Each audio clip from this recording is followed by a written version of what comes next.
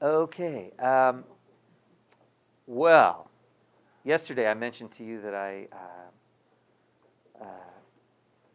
grew up in Los Angeles in the suburb. Boring suburb. I don't know if you've ever been to Los Angeles in the valley, in the suburbs there. And just as far as I could see, I'd walk out in my neighborhood, and anywhere I went, all the houses looked the same. They might have been painted different colors, but it didn't matter. They were all the same. They had the same front yard, the same tree sticking in the middle of the lawn. And being a normal kid, I wanted to get the hell out of there. And so during the summer, my friend and I would get on our two little feet, and we'd just start walking and see if we could get out of that neighborhood. And we just would walk. We'd walk sidewalks and walk as far as we dared. And as far as we went, everything looked the same. It was all the same. And this was very disheartening to us. But we kept trying to get out of there. Well, one day, my parents did a wonderful thing. They liberated me. They freed me. They gave me a bicycle. Suddenly, in the same amount of time, I could go a lot further. And my friend got a bicycle as well. And so we hopped on our bikes, and we rode with one object in mind, which was getting beyond that boring neighborhood.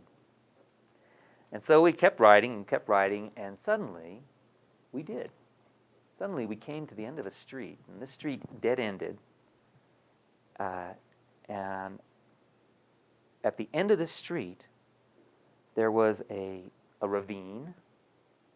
There were bushes and trees growing along the edge of this ravine. We got off our bikes because we'd seen nothing like this before.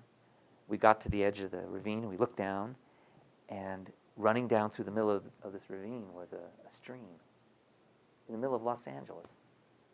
We were absolutely thrilled. Suddenly, we had another world available to us, and we dumped our bikes there, and we skittered down the bank down to the stream. And as soon as we got below the level of the bank, Los Angeles disappeared, and we were in another world. It was absolutely fantastic. We took off our shoes and socks, and we stuck our feet in the stream and played around in the mud, and we sat on the little bit of sand by the side of the stream, and we sat there in the sand and soaked up the summer sun. It was wonderful.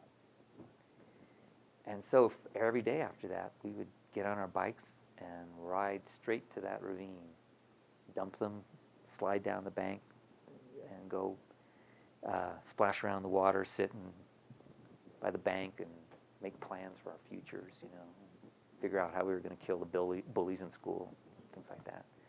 It was fantastic. One day, we were sitting there with our feet in the stream, and we thought, well, we should explore this stream. Maybe we can find out where it comes from. So we picked up our shoes, and we started walking right up through the middle of the stream, in the mud. And we started walking up through the middle of the stream, and we're walking and walking, going around one turn and another turn and another turn. And at last, finally, we came around a final turn, and we stood there at the source of the stream. We had discovered the source of the stream. We were standing there staring up at a great big concrete wall with a big sewer pipe sticking out of it. And there was this sewer water flowing out, and it smelled pretty bad too. And suddenly that wonderful mud we'd been playing in for a couple of weeks didn't seem so wonderful anymore. And so we got out of the stream, and we stood on the sand, and I'm wiping off my feet on the sand like that, trying to clean them off. And just as I'm wiping off my feet in the sand, suddenly my foot hit something down in the sand. I looked down, and there was something brown and hard sticking up out of the sand. Now I was going to be very careful. I got down and looked at it very closely to see what this brown hard thing was. And I realized that it was the end of a bone sticking up out of the sand. So I started digging very carefully around it, and pretty soon I pulled out of the sand this bone. It was about that long. Had knobs on one end, and it came down, kind of flattened down, and it was broken off here. And I'm sitting there looking at this bone going, wow, it's really brown, dark brown, old. I'm sure it's really old. I wonder what animal it came from. Well, we climbed out of the bank, and I took my bone with me. We made our way back to the bikes. And by the time we got to our bikes, I was thinking, you know what? I'll bet this bone belongs to a dinosaur. And by the time I got home with my bone, I was sure it belonged to a dinosaur. I came into the house and I showed my parents my bone. I said, look what I found. I found a bone. I'm sure it's the bone of a dinosaur. They said, well, where'd you get it? So I lied. And I said, naturally. I dug it up in my friend's backyard. And I asked if they would take me to the museum to meet with a paleontologist so that we could identify what dinosaur this bone belonged to. And they said, sure. So I called up and I said, I need to talk to a paleontologist. And I did. I made an appointment for the next morning to meet with a paleontologist. Well, I was very excited when I went to bed that night. And by the time I woke up the next morning, I was sure it was not only the bone of a dinosaur, but the bone of a rare dinosaur. Got in the car with my parents, and we started driving to the museum. And on the way to the museum, I started seeing everything very clearly. I saw in the local newspaper, this article in the newspaper, just a small article, says, local boy finds rare dinosaur bone in sewer outfall. I was very proud of that. And as we drove along, that little article became a big article on the front page of the local newspaper. And then, very quickly, it became an article on the front page of the Los Angeles Times. And there was a big article in the newspaper saying, okay, local boy finds rare dinosaur bone in sewer outfall. Dinosaur species never before known. I was very excited because also there was a photograph of me standing there holding my bone. Well, by the time we arrived at the museum, the headline read, local boy finds new species of dinosaur in sewer outfall, has been given a full scholarship to the college of his choice.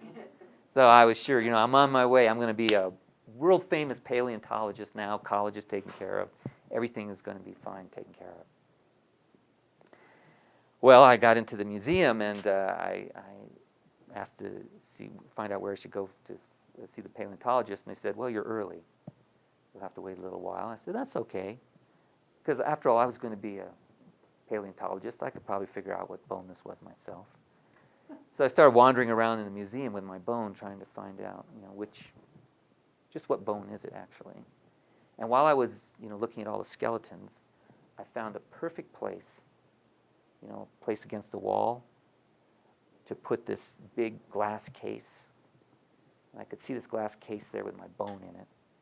And on the front of it was a bronze plaque. It said, on loan from the private collection of the world-famous paleontologist David Gordon. That's good. That's good. Well, finally it was time for me to meet the paleontologist, and I asked for directions, and she said, well, you just go straight down that hall all the way to the end. When you get to the end, you'll see there's a door there. Knock on that door. So I very proudly walked down that hallway, and I got to the end, and I turned, and there was this door. I looked up on the door, and it said on the door, no admittance. Paleontologists only. I thought, well, that's me. That's going to be me. I have every right to be knocking on this door. And so, without any hesitation, I knocked on the door. And a moment later, the door opened up, and there standing over me was this guy in a big white, lab coat, this big tall guy in a lab coat. He really was a paleontologist. And I looked up at him, and he looked down at me and said, are you the boy with the bone? said, "Yeah, that's me." He said, "Well, come on in." So I came in, and he said, "Close the door," and I closed the door behind me. And he said, "Well, let me see it." He held out his hand, and I handed him my bone, and he took it like this, and he turned it over and over like that. He said, "It's the rib of a cow." And he handed it back to me. And I stood there holding the rib of a cow that I got from a sewer outfall. And all of a sudden that glass case crumbled into a million little pieces, and the universities took back all their scholarships, and the newspapers went up in flames, you know. And I was standing there, absolutely embarrassed, had lost everything, standing there holding the rib of a cow, staring down at the floor, wondering how am I going to get out of here with some little bit of dignity. And then the paleontologist said to me, "Well, since you're here, would you like to look around?" And for the first time, I looked up to see where I actually was. I looked around, and I was in this huge laboratory filled with real paleontologists, all wandering around, building skeletons of dinosaurs and putting things in plaster and cutting bones in sections, looking at things under microscopes. They were all doing real paleontological work.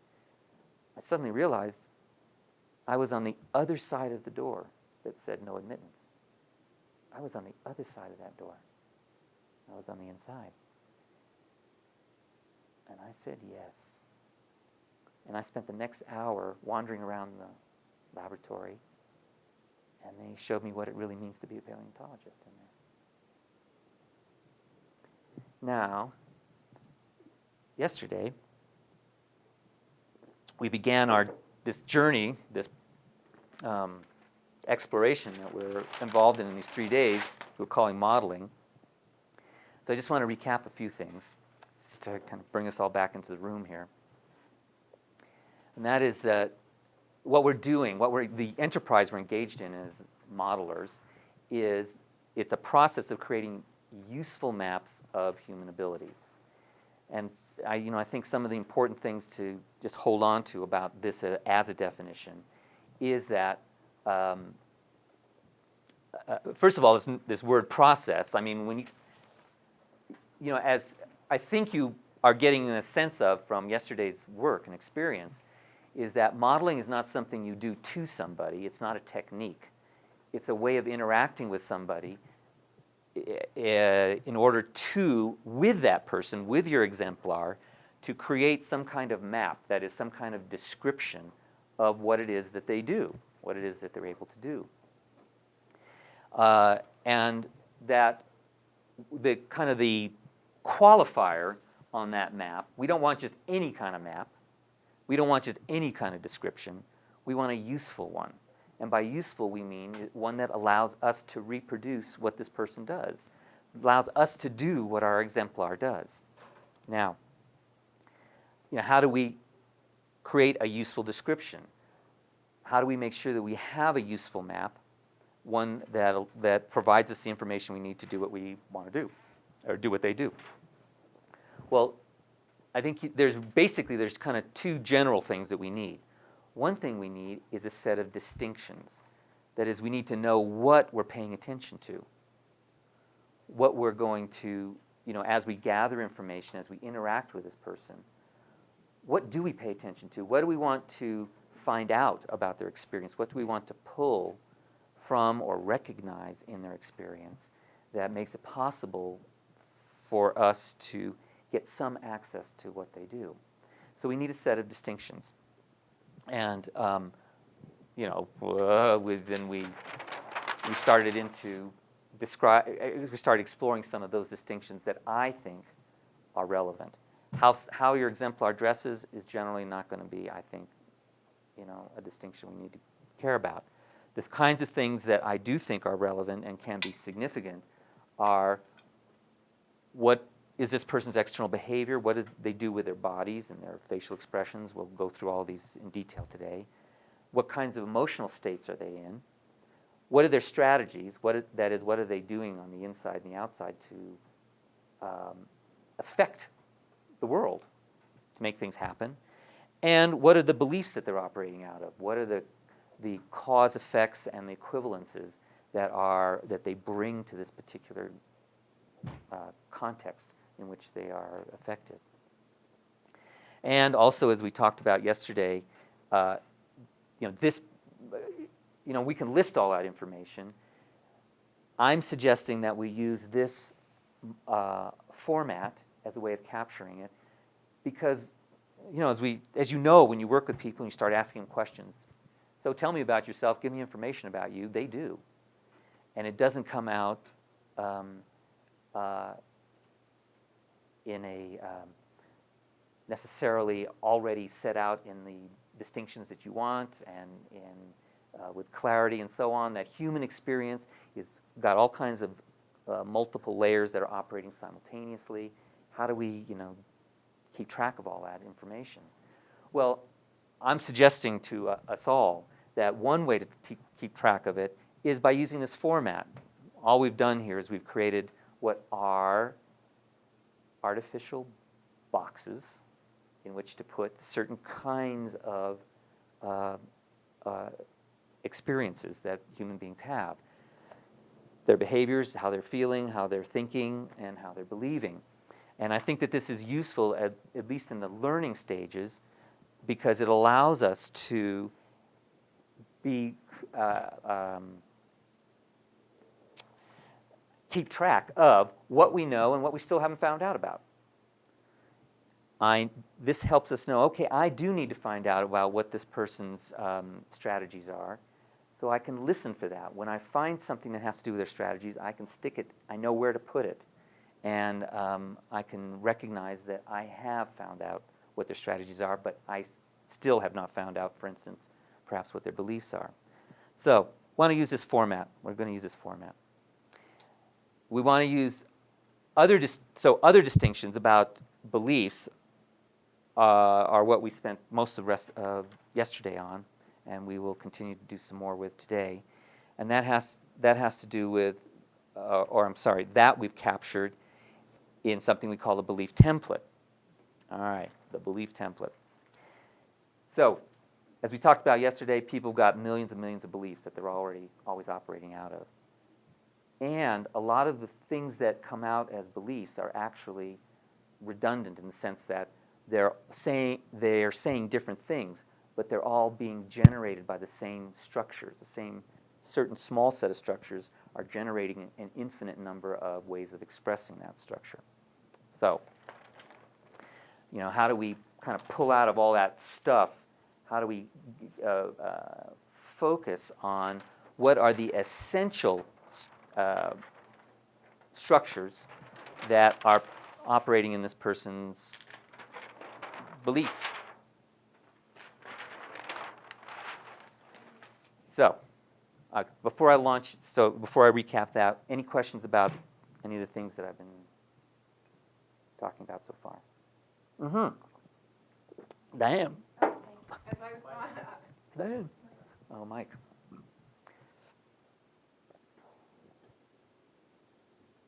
Oops. We're out.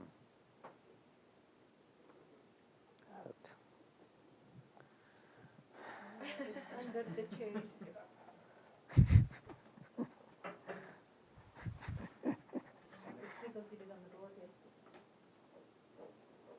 Yeah. Yeah, this is real life here, folks. This is the way it really is. It doesn't come in lines and boxes. Okay. So Diane. Thank you. As I was going over my notes and what we did yesterday, I'm not clear yet about the criterion and the motivation because I get them mixed up. Well, I'm about to talk about them now. Oh, so okay. Then I'm okay, so let's see. Let's find out if my recapping of that helps. Okay. So here we got somebody who's good at doing something. They've got some abilities. So Shireen is helping us here by being our exemplar. She has the ability to help children who are coming from a different culture to adapt to the new culture that they're coming into. Now, we want to be able to do that. We want to be able to do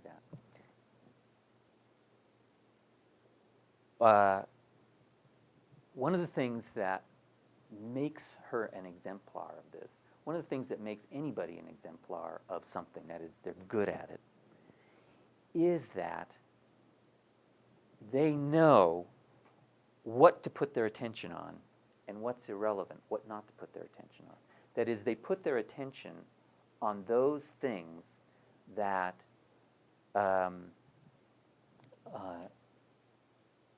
bring into their experience what they need to operate effectively in that situation. That's what makes that's one of the things, one of the essential things that makes somebody an exemplar. They know what to put their attention on that works. That works. So, one of the questions we'll want to answer for ourselves is, when we're working with an exemplar, is what does this person put his or her attention on? They don't attend to everything.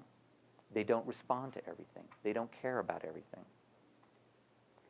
That's the people who care about everything and try and respond to everything. That's the rest of us who aren't good at it, whatever it is, who don't know what to attend to, and so we tend either to things that are inappropriate, or we try to tend to too much or everything, and that's one of the things that makes it possible for us to not be exemplars of a particular ability.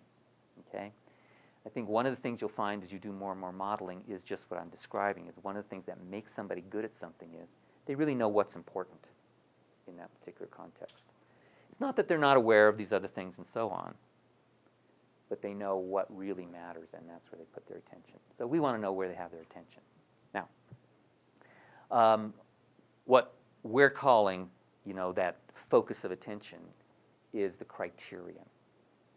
Criterion is what you want to have, what is most important to you to have satisfied or fulfilled in a particular context or situation. So, for example, with Shireen, when she has a child come into her class that's from a different culture, where does she put her attention? She doesn't put her attention on controlling the child. She doesn't put her attention on making them happy. She doesn't put her attention on looking professional. She doesn't put her attention on pleasing parents. There's all these things that she could have her attention on. She might think about them, but that's not where the focus is. What she wants to satisfy or fulfill, so where she puts her attention, is on that this child, she or he, feels comfortable. That's what she's orienting her experience towards fulfilling or satisfying. So what happens then is that the strategies, the thinking that she does, and the behavior she engages in is all organized towards somehow satisfying or fulfilling that criterion that is bringing about, with this child, a feeling of comfort. You guys follow me on that? Make sense? Okay. So, and as we experimented yesterday, if you try stepping into that same situation and imagine using a different focus of attention, a different criterion such as power or being in control or something like that, it'll generate completely different responses in you and different behaviors and so on. And you certainly would not be Shireen in that situation. So the criterion is a label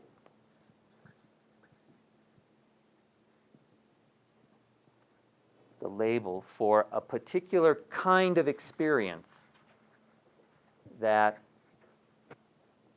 Shireen wants to satisfy or have fulfilled in that context. So we made the point that the criterion is this essential, focus of attention in that context. But criteria generally are just that. They're labels for an experience. And when somebody uses a label, we can't necessarily know what that means in terms of experience for the exemplar. Remember, the whole point of modeling is we want to find out what the exemplar's experience is and take it on ourselves. We don't want to put our experience on the exemplar. So that's why in modeling it becomes important to not just stop at the label, but go deeper and find out, well, what does she mean by that? Because we all might have different ideas about what comfortable is.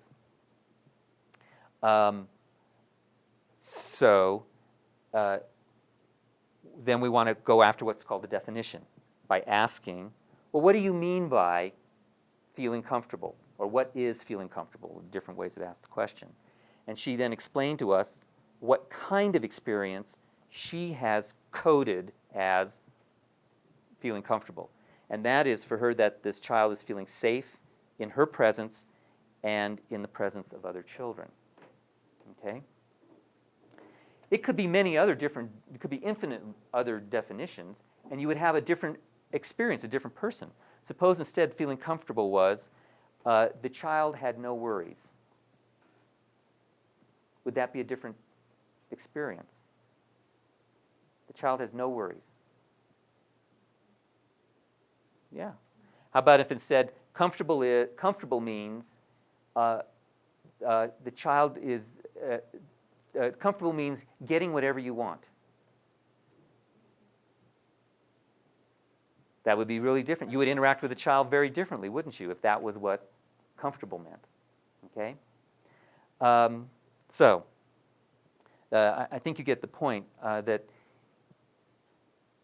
if you're going to take on your exemplar's ability, that means taking on the focus of their attention, and you want to know not just what the label is, but you want to know what the experience is. That is, you want to know what the definition of the criterion is.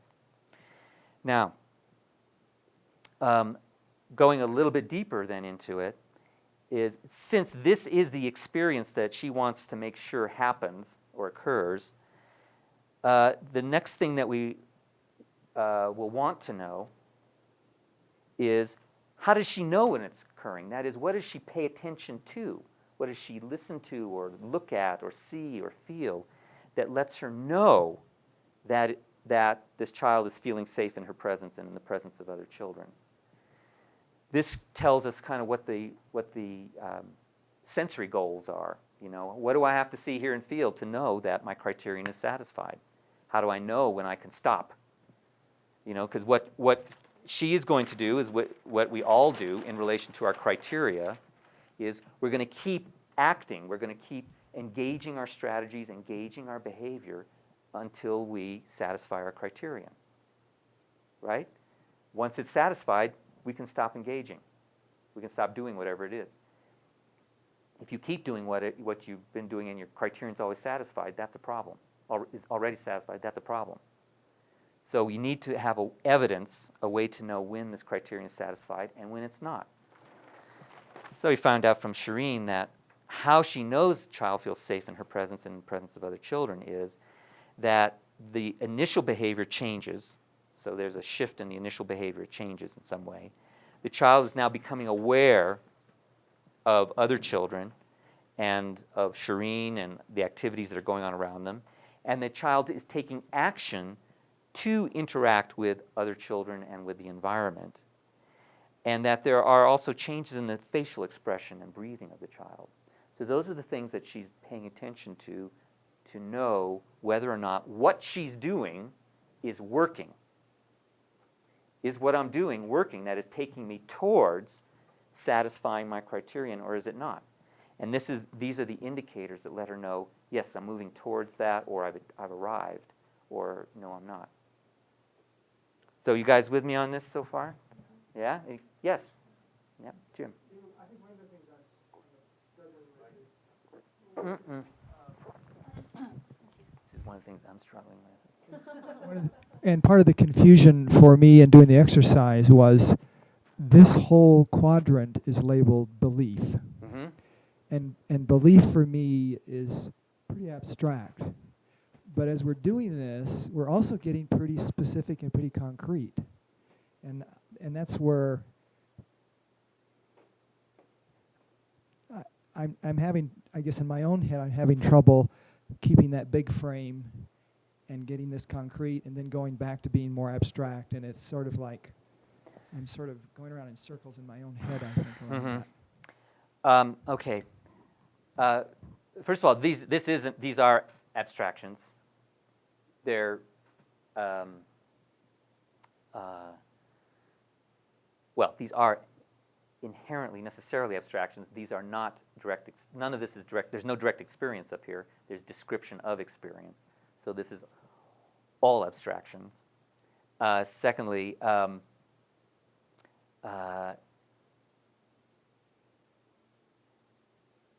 see. How can I give this to you in a way that might be useful to you?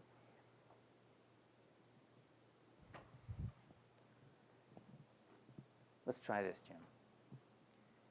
Beliefs are abstractions, absolutely. They certainly are abstractions. But what is a belief? It is an abstraction that somehow captures or describes experience. I mean, that's where all our beliefs come from, and we'll talk some about this tomorrow when we talk about acquisition, that beliefs come from, are based on our descriptions of our experiences. That is that, so for instance,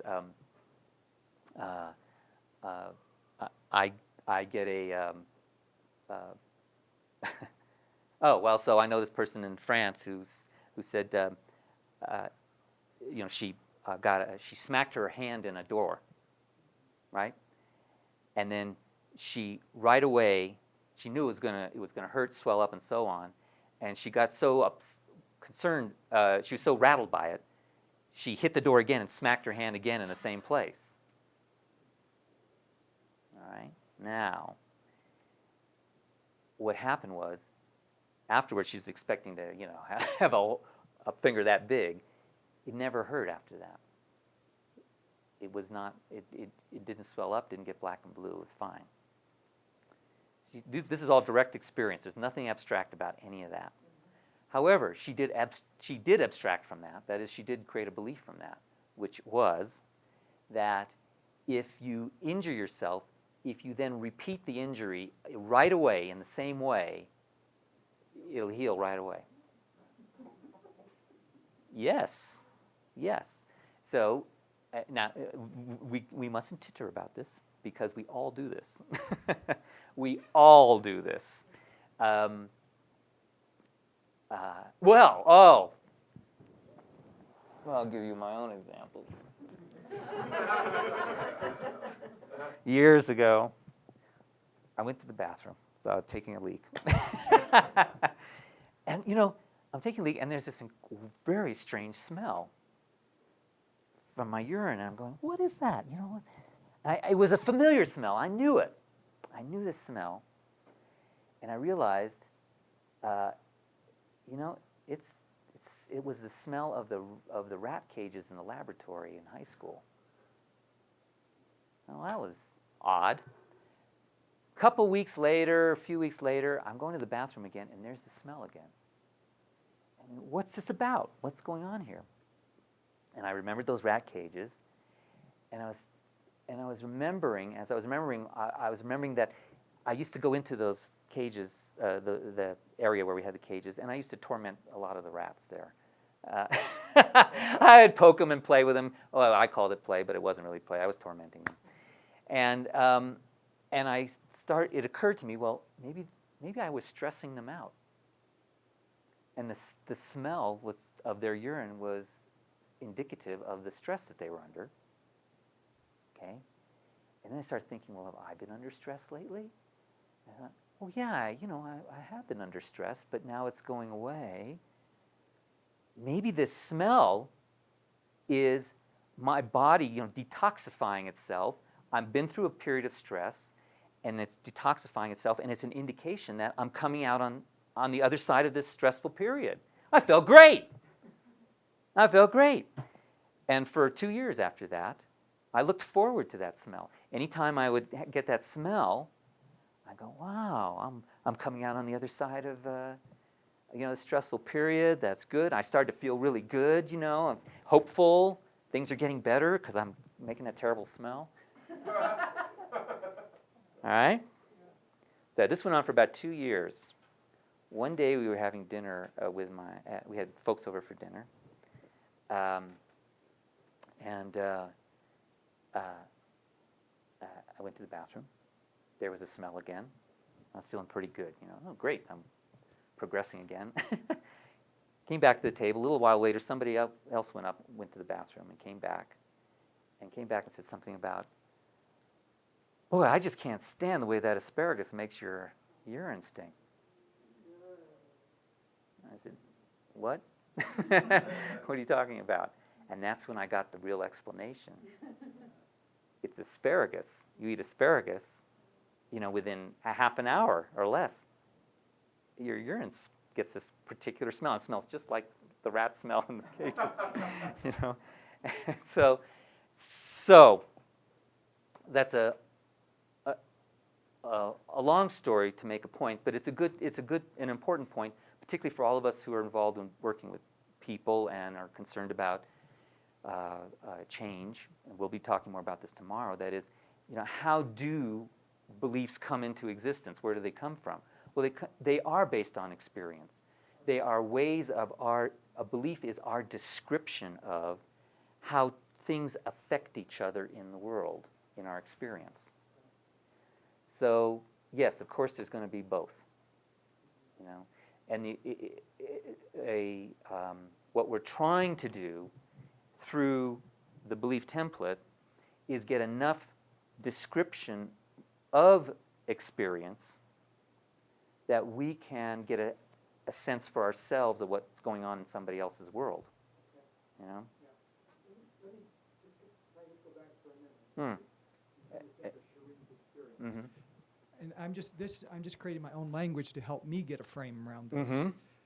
When I say to myself, so in that situation for Shireen, her belief is that it's foundational for children to feel comfortable.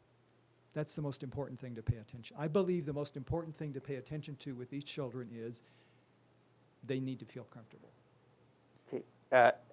Now, I've got to adjust what you said. Okay.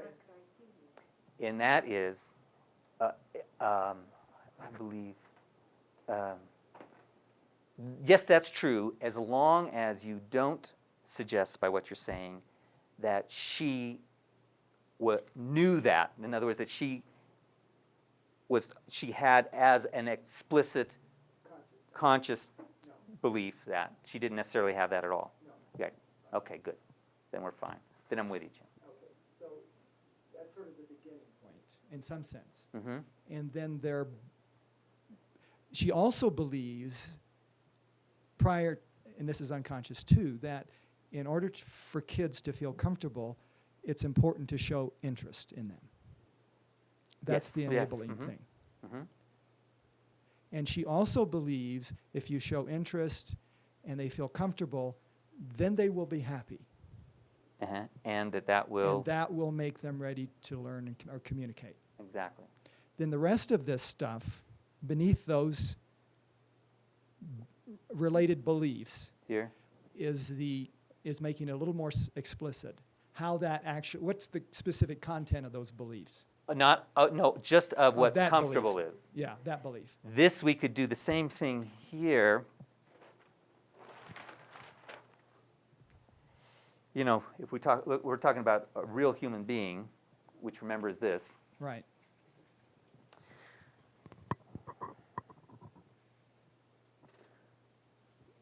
This is more like what is really going on in folks.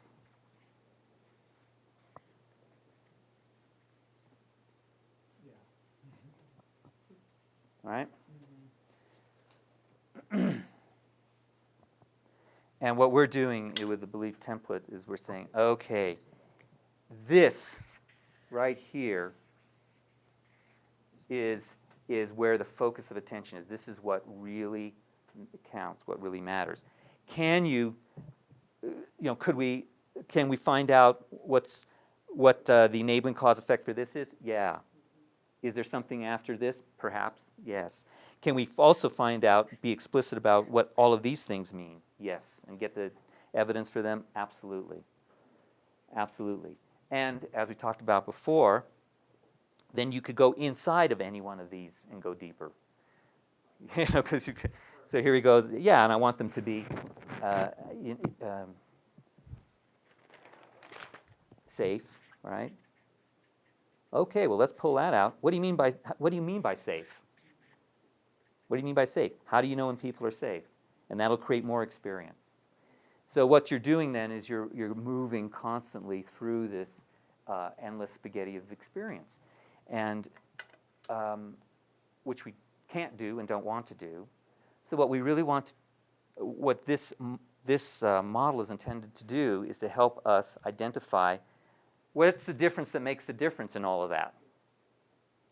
Where does she put her attention that makes the biggest difference in terms of her being able to manifest this ability? Because whatever that is, that's where we want to put our attention. Okay? All right? And when we get to the strategy part, we're not going to find out everything she does. We're going to try and find out what are those things she does that make the biggest difference in achieving the goal or manifesting this ability. We're not going to do everything. Okay? All right. So, Mike. In your summary, I kept hearing you use words like towards fulfilling a criteria. Mm-hmm. And so I have to ask, is that towards in the sense of the motivation meta program? In other words, are they moving towards fulfilling a criteria? And if so, can you move away from fulfilling other criteria in this model? No. People don't move away from filling criteria. But what they can do is they can move towards fulfilling away from criteria. Okay, you get that? So in other words, you generally will not find that in modeling abilities. If you start modeling problems or difficulties, you will find that, where somebody has they can have, what's important to me is to not be uncomfortable. So they are going to move towards trying to fulfill that, towards not being uncomfortable. Okay, but just by it doesn't. The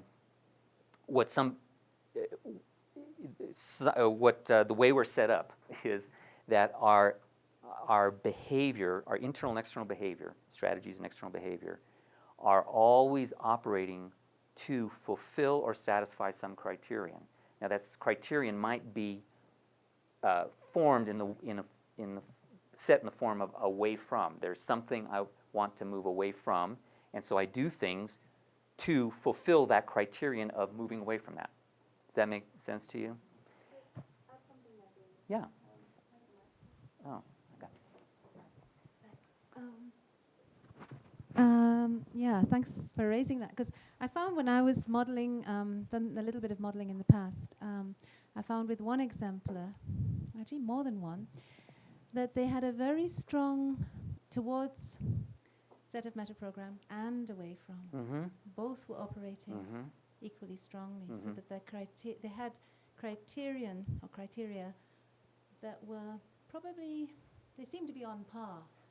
There was such a strong away from as well as towards. Away from is a great thing. It's, as we'll talk about And it at the end of today or tomorrow, moving away from things is more compelling for human beings than moving towards things in general. So I just wanted to add that. yeah, and it's a good point. When you're modeling, actually, it's a very good point, particularly for us neurolinguistic programmers who've had it drilled into us. Put it in the positive. Put it in the positive. That's for therapy. That is not for modeling. For modeling, you're after what is, not what's a good idea or what ought to be there, or what will work better. You're after what is. And if what makes it possible for this exemplar to manifest a particular ability is that they're holding, negative images or moving away from images, then that's what works.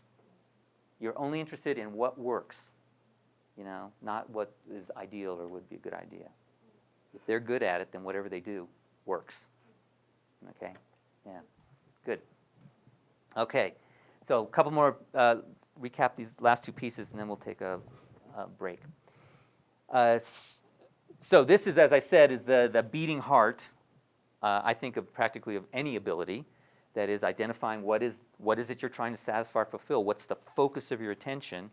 Because once you have that, as we've been talking about this morning, really everything that is done, both on the inside and the outside, is in relation to satisfying or fulfilling that. In a very real sense, everything flows from the criterion. Everything is based on the criterion. If you try and pull an ability from somebody and with just their behavior, but you don't have the underlying beliefs that support that are congruent with that and make it congruent, then it'll be very, generally it's going to be difficult to manifest that behavior. It'll be difficult to hold on to it through time, and it'll probably be incongruent. All right? But if you have this fundamental belief structure, as soon as you start engaging in it, as we experimented with yesterday, as soon as you step into that classroom, a child is brought in, and you just hold as what's important, the focus of your attention is that this child feels comfortable, which means feeling safe in my presence and in the presence of other children, and that means showing interest in them. Right away, your way of thinking and your behavior immediately gets engaged in ways that I think you'll find are going to be very similar to what Shireen probably already does. In fact, we heard some of the things she does, and I think you find it starts generating that. So that's why, while I know lots of times folks approach modeling by going simply after behavior, I think that's a mistake. I think that's just a mistake. You can get lucky wherein you get the behavior and you engage in it enough that over time you learn through doing it these criteria and cause effects and so on. That's great. I'm all for that. However, what I find is very often that is not what happens. People try and make the behavior happen, but there's, in a sense, nothing on the inside that's holding it, that forms the foundation for it. And so after a while, it doesn't work. They get frustrated with it. They give up with it. It goes away, This, to me, is where the real deal is. You got it. That's necessary. It's all important. This, to me, is essential. So, last two pieces. So this is what is what she wants to have satisfied or fulfilled. Now, one thing that we might also wonder about is what makes that possible. She probably has ideas, that is, beliefs, experiences that now become beliefs about what makes it possible for children to feel comfortable, feel safe in her presence. And so we can ask about that. Those we call the enabling cause effects. What leads to or makes it possible for this to happen? In her case, it's if you show interest in them. And so this tells us, the enabling cause effect tells us a lot about what's probably going to be happening in the person's behavior and in their strategy. I want them to feel comfortable, and in order for them to feel comfortable, I need to show interest in them. So right away that starts suggesting to you behavior, doesn't it? Things to do. Their behavior will flow from that. Now why is it, the other side of this is that, as I said, often the things that we do generally take work. They take effort. You got to do at it. You got to keep at it. Here she's it's not the case that a child comes in from another culture who's all upset and scared and so on, and she just does her I'm interested in you dance, and boom, they're fine. 10 seconds. Why did it take so long? No, this is is an example of something that's going to take a time. It may take days, it may take weeks, it may take months. It's going to require her to attend to, interact, work with this child and herself through time. Well, what's going to keep her doing that?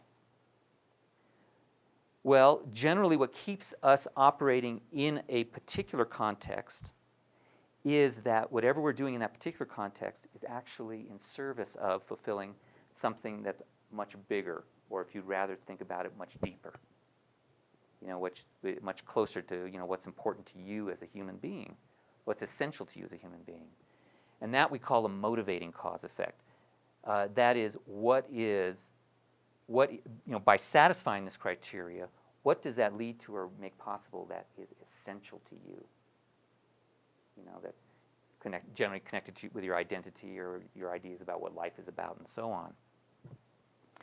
And for her, it goes to being happy and being ready to communicate. All right? And probably we would find with Shireen that being happy and communicating are things that are important to her, not just in working with children, but in lots of contexts and maybe all contexts. These are things that are probably just inherently important to her in life. And in fact, as you can experiment with this in your groups, and we may get to this, it's very possible if we start talking with her about how she goes about making dinner and what's important to her when making dinner for people, and then start finding out, start taking that through the chain. Well, why is that important? Why is that important? You'll probably find out that leads to people being happy and communicating as well.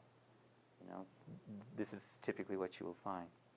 But regardless of that, the point is that one of the things that you can find out from somebody is what is kind of the larger picture, if you will, or the deeper significance of satisfying this criterion. And why that's important is that's what keeps you going. That's what keeps you operating, behaving, working to satisfy this criterion. Because it's not, just because you have the ability doesn't mean it's easy. It can take work, you run into difficulties and so on. What's going to keep you going even though things are difficult?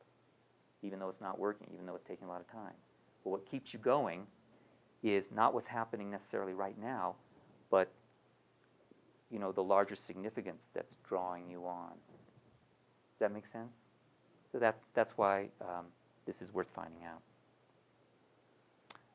So that's it. That's where we're at.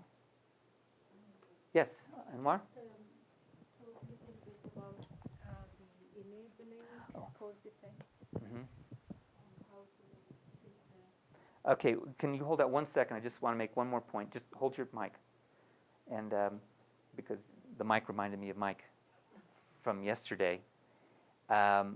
In the work that he was doing, the criterion for his ability was proficiency was proficiency, and proficiency meant what was it?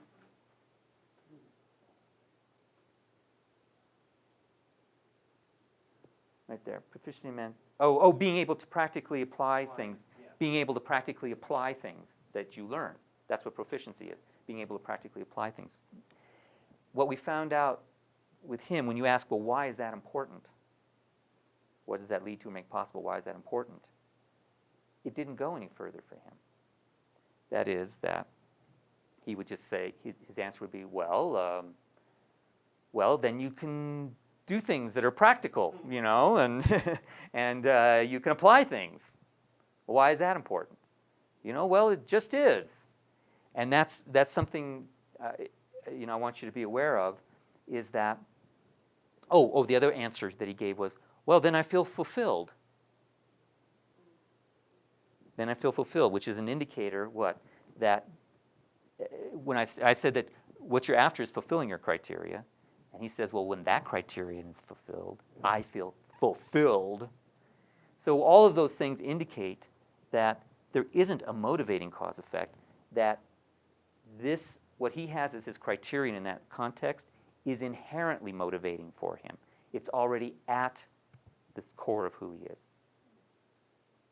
And that's something you will find at times, that the criterion that somebody is holding in a particular context is already, it's as deep as it goes for that person.